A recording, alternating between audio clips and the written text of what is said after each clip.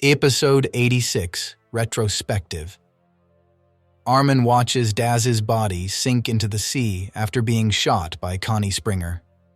As Connie comes to grips from having killed Samuel Linka Jackson as well, the battle between the Jaegerists and the female and armored titans rages on throughout the port.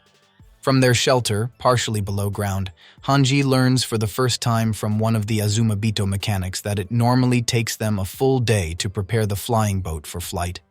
With the right equipment, they could get it down to half a day, but aside from the enormity of asking the Titans to buy time for half a day, Hanji knows that in half a day, the Wall Titans could cover 600 kilometers from the coast. That would mean doom for Liberio. Theo Magath also recognizes that even if they get the flying boat into the air, they still need to find Eren Yeager, which will take even more time. Hearing this, Kiyomi Azumabito has a suggestion. She proposes going to the coastal city of Odiha in Marley, where the Azumabito family owns a hangar. They could leave the port immediately, towing the flying boat behind them to Odiha and service the boat there. Kiyomi believes they can arrive there before the rumbling does, but cannot guarantee it will last more than half a day. Magath agrees to the plan since it will otherwise remain impossible to use the flying boat, and urges the engineers to get their ship ready in 15 minutes for the sake of their country and the rest of the world. Hanji then runs out to inform Mikasa of their plans, and John Kirstein goes to retrieve those of their group who are waiting outside the port. Having gotten the message, Mikasa then notifies Annie and Reiner of the change in plans and informs them to protect the Azumabitos. Floch spots Kiyomi and the mechanics making a dash to the ship and tries to have them killed, but is stopped by Mikasa and Hanji. Annie and Reiner use their Titans' bodies to block the Jaegerists' many attempts to kill the Azumabitos, and after Annie's female Titan loses an arm, Reiner takes multiple thunder spears to the face in order to protect her. Floch figures out that the group intends to service the flying boat on the mainland and urges the Jaegerists to sink the Azumabito ship. Further away from the fighting, the non-combatant group of Yelena, Onyankopon, Levi, Gabi, and Falco has assembled Riding Peak Cart Titan. Seeing how much the two Titans are struggling, Falco suggests fighting with his new power as the Jaw Titan. Piek tells him it is a bad idea and that the first transformation never goes well. She says that instead she will join the battle after getting all of them to the ship. Falco is disappointed and wishes Porco Galliard was around instead, since he would not sit around worrying about what to do. Mind made up, Falco jumps off Peek's back and runs towards the battle. Gabi calls after him, but Peek lifts her Titan's head to tip her out of sight and tells her that she needs to get them to the ship. Meanwhile, Magath urges the mechanics on board and sees Connie helping an injured Armin walk. Connie leaves Armin in Magath's care while he draws his blades to defend the ship. Peek then arrives with her passengers and informs Magath about Falco. As Onyankopon and the mechanics shovel in coal to start up the ship, Henge spots a train with Jaegerist reinforcements heading towards the port, but it is bombed before it can pull in, to the shock of everyone at the port. With his reinforcements gone, Floch is stunned, but tells his soldiers to keep fighting.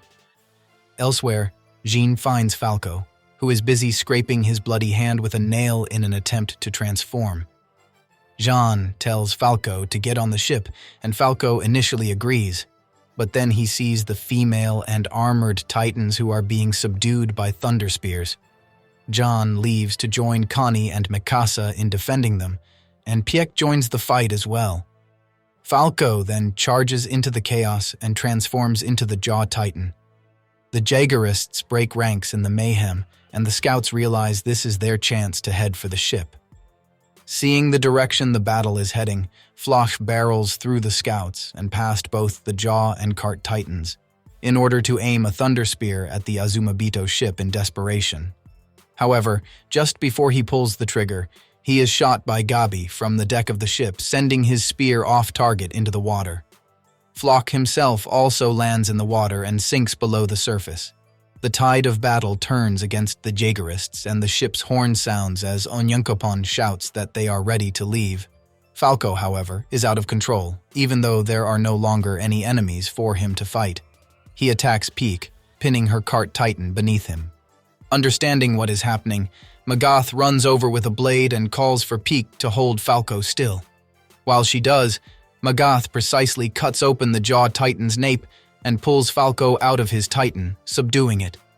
Now that the battle is over, the motley group heads for the ship, former enemies leaning on each other along the way.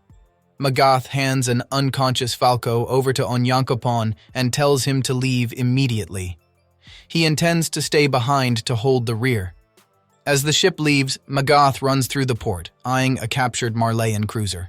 A couple of surviving Jaegerists spot him and open fire, but are cut down by Keith Sades, who reveals he was the one who took out the train of reinforcements.